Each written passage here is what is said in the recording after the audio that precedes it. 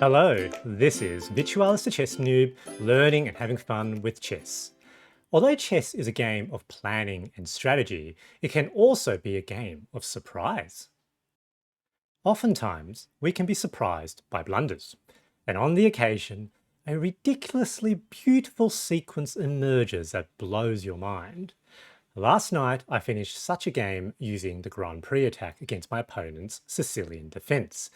This was a devastating 8-hit combo, 8 consecutive checks over 9 moves, culminating in a lovely checkmate. Please enjoy! All right, let's start off with just a very quick review. Chess.com's algorithm, and as you can see, I did very well in this game with sort of 92% accuracy. Opponent had sort of around 72% accuracy. I had sort of one great move, some pretty good moves overall, and fairly few inaccuracies. My opponent played okay, but did have some inaccuracies and mistakes and one blunder. Now let's move straight on to the analysis.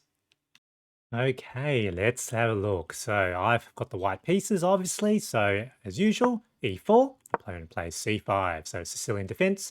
And with Grand Prix attack, a knight c3, they play d6, and now f4, the beginning of the Grand Prix. So I'll move through these moves fairly quickly. They develop knight f6, which is good. I play bishop c4, g6. I develop the other knight, f3. They play bishop h6, which is probably an error. It makes more sense to, I think, play the bishop simply to to g7 to fianchetto that bishop. I now push d4, given that there's only sort of one attacker and I've got 2 defenders, and that also opens up the diagonal for the bishop to defend that pawn. They capture. I decide to capture back with knight rather than with queen. Feeling a bit skittish, didn't want the queen in the center of the board at this time. Opponent short castles, and I short castles as well. So goal of the Grand Prix attack is now to do a kingside attack with the pieces. Opponent now brings their bishop back to g7, and so maybe a loss of tempo there.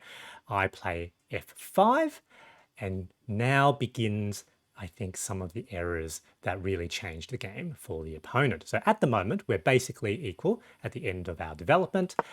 They play e5, and of course, that is now subject to en passant. En passant, must take, so en passant. And now the position is firmly in my favor. So 2.6, in particular, but now I've got a pawn all the way on the 6th rank, and not so easy for them to capture, all lined up against that weak pawn on f7. That bishop on that diagonal facing the king is often quite strong. That pawn is potentially pinned into that position. They chose to try to block with d5, but that doesn't work because now I bring a second pawn into that diagonal with pawn captures pawn. They capture, and I capture back. And now I've got potentially a very, very strong attack, because if I move the pawn forward, that will be a discovered attack with that bishop. Opponent tries to block with queen e7, so that makes a lot of sense. Very human move. Just simply moving the king out of the line of discovered check may well have been better. I now play bishop g5, pinning that knight to the queen. Opponent brings out their other knight, knight c6. However, now I play knight d5.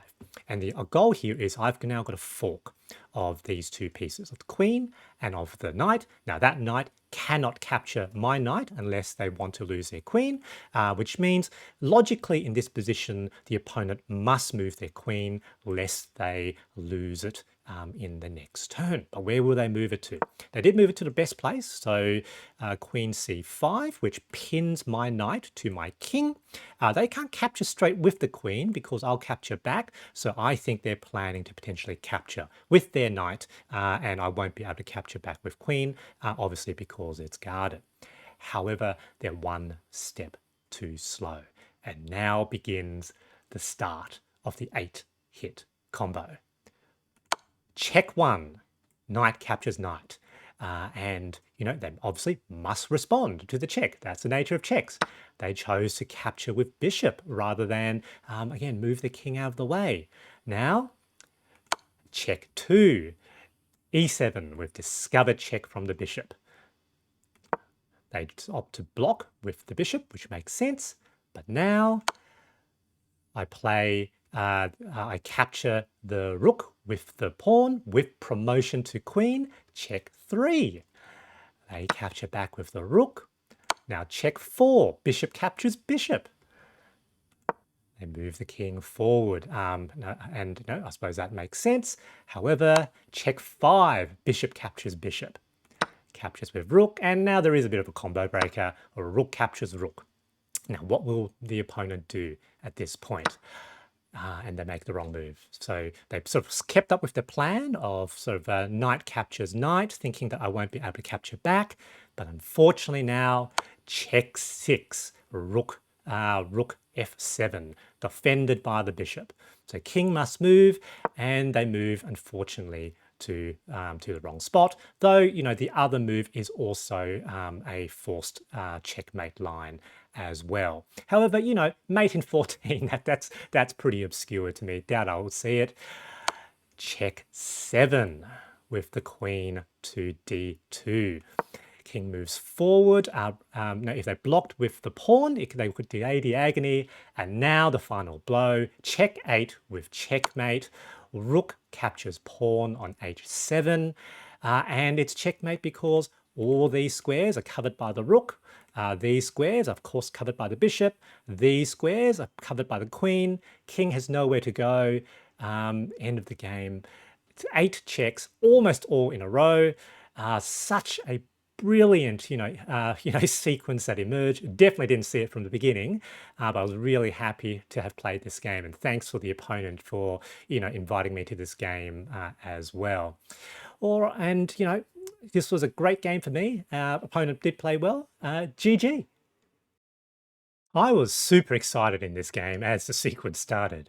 Even better, the position transformed into the deadly configuration through en passant, the gangster move of chess. This is undoubtedly the most interesting game of chess I've ever played. Please share your most interesting or best match in the comments. I hope you found this video interesting, and thanks for watching.